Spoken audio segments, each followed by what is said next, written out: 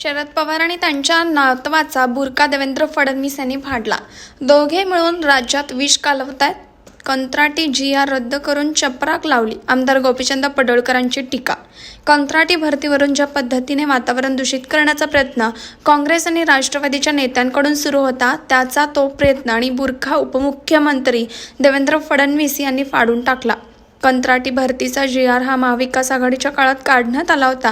शरद पवारांच्या सल्ल्यानं, त्यांच्या कृपा आशीर्वादानं, उद्धव ठाकरेंच्या सहीने, काँग्रेसच्या मदतीने हा GR काढला। त्याचं हे पितळ सर्व आता उघडलेलं आहे। शरद पवार आणि त्यांचा नातू हे महाराष्ट्रात फिरून विद्यार्थ्यांमध्ये विष कालवत होते।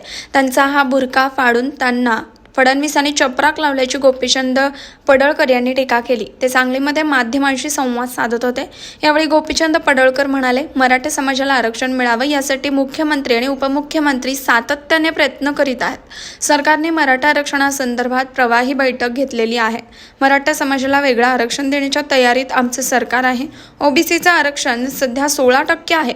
जर पुन्हा मराठा समाजाला या OBCच्या 16% मधून आरक्षण दिलं तर मराठा समाजाला काय मिळणार आहे?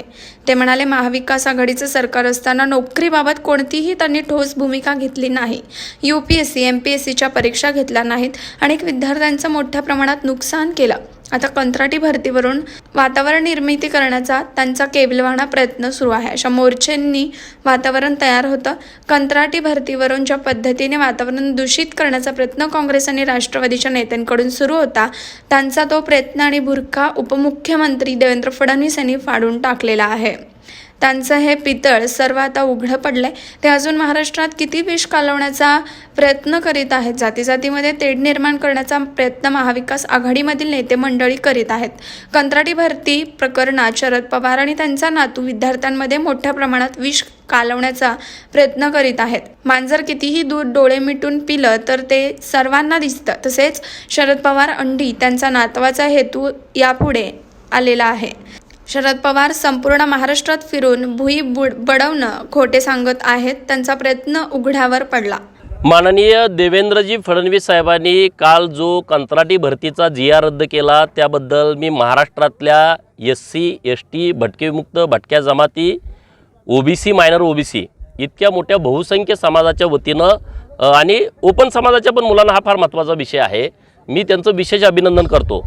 आणि ज्या पद्धतीनं महाराष्ट्रामध्ये चुकीच्या पद्धतीनं वातावरण दूषित करण्याचा प्रयत्न केला जात होता, त्यांना उघड्यावरती आणण्याचं काम माननीय देवेंद्रजींनी केलं। त्यांचा जो बुरखा होता तो फाडून टाकला टराटरा, त्याबद्दलही मी त्यांचं अभिनंदन करतो। मुळात हा जो GR आहे तो महाविकास आघाडीच्या काळात काढला होता।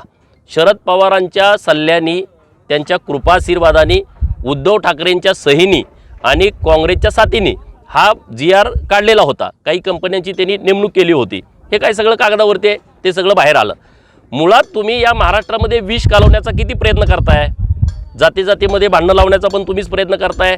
धनगर समाजाला आरक्षण द्या एका बाजूला म्हणायचं, दुसऱ्या बाजूला आदिवासी जमातीला म्हणायचं की तुमच्यात आम्ही कुणाला घुसू देणार नाही। तिकडं OBCला म्हणायचं की आता तुमचं आरक्षण जाणार आहे। इकडं मराठा समाजाला वेगळंच बोलायचं। म्हणजे अशी तेढ निर्माण करण्याचा प्रयत्न ही सगळी लोकं करतायत। कंत्राटी भरतीच्या बाबतीमध्ये शरद पवार आणि त्यांचा नातू बाकीचे पण प्रयत्न करत होते, पण हे दोघं फार महाराष्ट्रातल्या विद्यार्थ्यांच्या मध्ये विष कालवण्याचा प्रयत्न करत होते। कारण पुणे हे मुख्य सेंटर आहे। महाराष्ट्राच्या कानाकोपऱ्यातून लाखो मुलं तिथं MPSC UPSC करण्यासाठी येतात। तर त्यांना वाटलं की ह्या लोकांच्यामध्ये मुलांच्यामध्ये विष कालवावं आणि यांना गावागावापर्यंत पाठवावं। परंतु देवेंद्रजींनी काल त्यांना पूर्णपणे सपशेल तोंडावरती पाडलं। त्यांनी ज्या चुकीच्या पद्धतीनं कंत्राटी भरतीचा GR काढला होता ते सगळं लोकांच्या समोर आलं, विद्यार्थ्यांच्या समोर आलं। कारण मी मगाशी जसं म्हटलं की मांजर डोळे झाकून दूध पितं, त्याला वाटतं हे कुणालाच कळत नाही, माझंच चाललं आहे।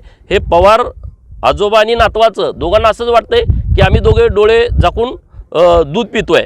एक जुनी म्हण आहे की खरं घरातून बाहेर पडून चप्पल घालेपर्यंत खोटं गावभर फिरून येतं, गावभर हिंडून येतं। असे हे पवार आजोबा आणि नातू हे खोट्यासारखं पूर्ण महाराष्ट्रभर हिंडून येतात, परंतु खरं हे खरं असतं।